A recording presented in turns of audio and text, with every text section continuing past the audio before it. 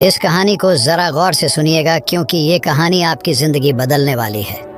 आजकल 12 से 25 साल के नौजवानों को इतनी चिंता हो रही है कि चिंता की वजह से उनका किसी भी काम में मन नहीं लग रहा। वो हमेशा परेशान ही रहते हैं। ना तो वो अंदर से खुश होते हैं और ना ही उनके अंदर कार्य करने की शक्ति है। फिर भला उन्हें कामयाबी कैसे मिलेगी? वो अपनी मंजिल तक कैसे पहुँचेंगे? एक समय की बात है, गौतम बुद्ध से उनके एक शिष्य ने एक बार पूछा कि महात्मा, क्या ऐसा संभव है जो मैं मेरे मन में सोचूं वो सारी चीज़ें अपने आप मुझे मिलना शुरू हो जाए? बुद्ध बोले, ऐसा संभव तो है, लेकिन क्या इसके लिए तुम ये दो चीज़ें कर पाओगे? शिष्य बुद्ध से बोला, क्या सच में ऐसा संभव होता है? अगर हाँ तो महात्मा मुझ पर कृपा कर मुझे बताइए, ऐसा होना कैसे संभव है? मैं इसके लिए कुछ भी करूँगा। बुद्ध शिष्य से बोले, तो सुनो, तुम अपने मन में जो चाहो वो तुम्हें मिलने लग जाए। इसका पहला उपाय यह है कि तुम्हें अपने मन को अपने नियंत्रण में लाना सीखना होगा। जब तुम्हारा मन पूरी तरह से तुम्हारे काबू में आएगा, तब उस दिन तुम्हें अपनी मनचाही चीज़ें मिलना शुरू होंगी। शिष्य बुद्ध से बोला, लेकिन गुरुजी, मन को वश में कैसे लाया जाता है और इस समस्या का दूसरा उपाय क्या है? बुद्ध शिष्य से कहते हैं, मन को वश में लाने का सबसे पहला और महत्वपूर्ण उपाय अपनी इंद्रियों को संयमित करना होता है। तुम्हारे पांचों इंद्रियां जब तुम्हारे वश में होंगी, तभी तुम अपने मन को वश में करने में कामयाब हो पाओगे। शिष्य कहता है गुरुदेव, आप कहते हो कि इंद्रियों को काबू में करने से हमारा मन हमारे काबू में आएगा और फिर जो मैं मेरे मन में सोचूं वो चीज़ मुझे मिलने लगेगी। लेकिन गुरुदेव, इंद्रियां तो मेरे काबू में हैं। मैं जैसे चाहूँ वैसे अपने हाथों को, आँखों को या फिर पैरों को हिला सकता हूँ। फिर मुझे जो चाहे वो चीज़ें क्यों नहीं मिल पाती? बुद्ध शिष्यों से कहते हैं, बालक, तुम अपने पांचों इंद्रियों की क्रिया के बारे में अपने मन में विचार कर रहे हो, लेकिन अपने पांचों इंद्रियों को अपने काबू में रखने का असली अर्थ ये है कि तुम्हें किसी भी भौतिक चीज़ का मोह न रहना। जब मनुष्य के मन के अंदर अलग अलग प्रकार के मोह उत्पादित होते हैं, तब उसका मन उन चीज़ों को देख दुखी होता है, जिस वजह से वो व्यर्थ की चिंता में फंसता चला जाता है। वहीं जिस इंसान का मन उसके काबू में होता है, ऐसा व्यक्ति किसी भी प्रकार के मन के छलावे में न फंसकर अपने लक्ष्य की ओर अग्रसर होता है, और वही व्यक्ति जीवन में आगे जाकर अपने लक्ष्य को पूरा कर जीवन में सफल बन पाता है।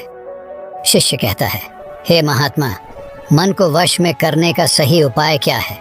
किस प्रकार मैं अपने मन को अपने वश में ला सकूंगा? और गुरुदेव, दूसरा उपाय क्या है जिससे मैं अपनी मनचाही चीज़ों को पा सकता हूँ?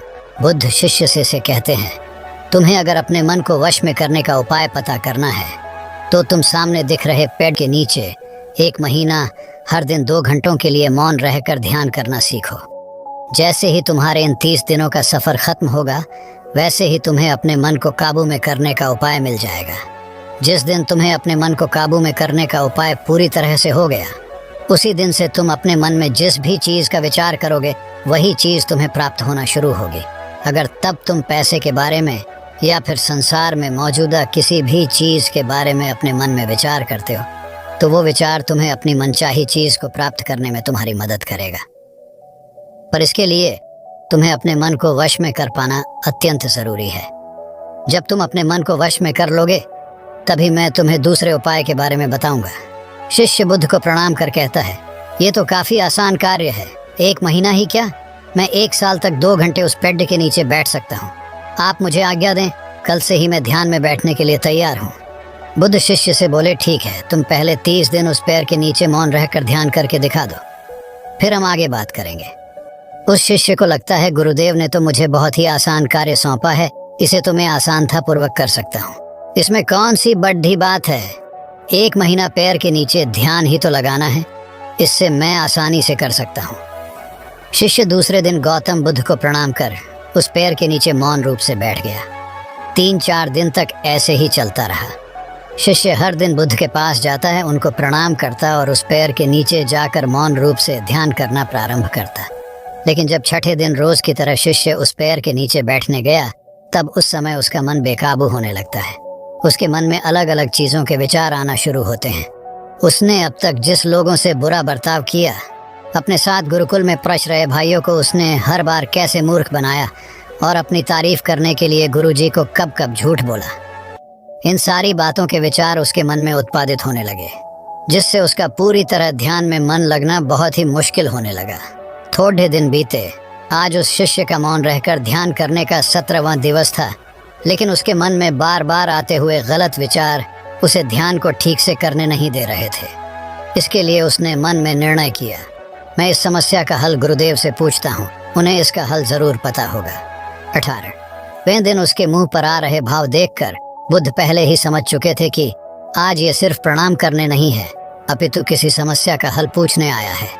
शिष्य बुद्ध के पास जाता है और कहता है, हे महात्मा, आपके बताए अनुसार मैं हर रोज 17 दिनों से उस पैर के नीचे ध्यान लगाने बैठ जाता हूँ।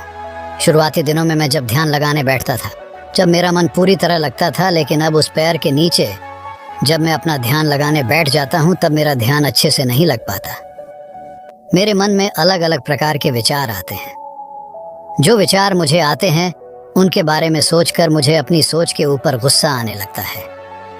मैंने अपने गुरु भाइयों के साथ कितना गलत किया, कितनी ही बार मैंने आपसे प्रशंसा के खातिर झूठ बोला। इन सभी गलत और विचार मुझे अंदर से दुखी करते हैं और मेरा ध्यान टूट जाता है। मैं सोचने लगता हूँ कि मैं कितना गलत था, जिसकी वजह से मेरा ध्यान पर मन लगना तो दूर में ध्यान करते समय इन्हीं विचारों से जूझता रहता हूँ। हे महात्मा, मुझ पर कृपा करें और मुझे इन गलत विचारों को अपने मन से पूरी तरह खत्म करने में सहायता कीजिए।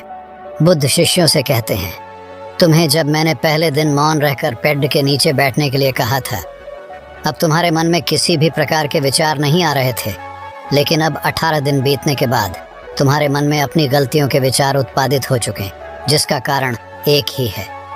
जब तुम अपने गुरु भाइयों के साथ मस्ती करते थे और सबको अपनी तारीफ करने के लिए झूठी कहानियां सुनाते थे, तब तुम शांत रह रहे अपने मन से बातें ना कर पाए।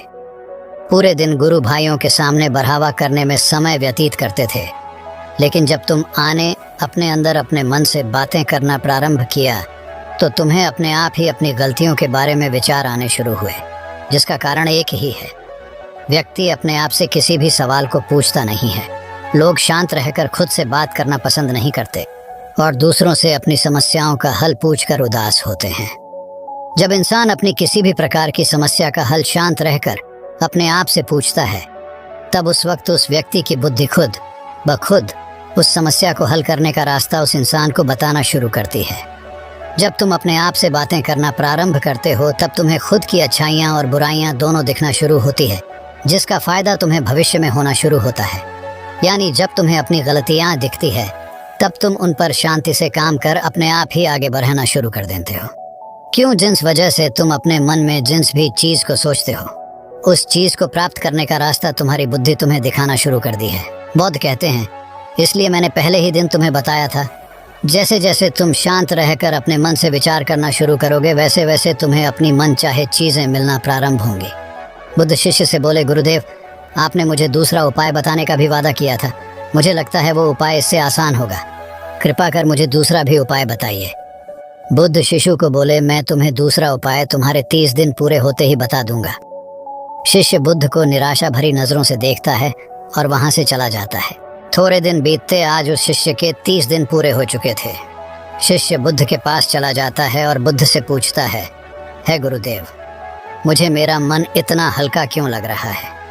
आज मेरे मन में पहले से कम विचार आते हैं और मेरे मन में किसी चीज़ को प्राप्त करने का मोह भी नहीं है।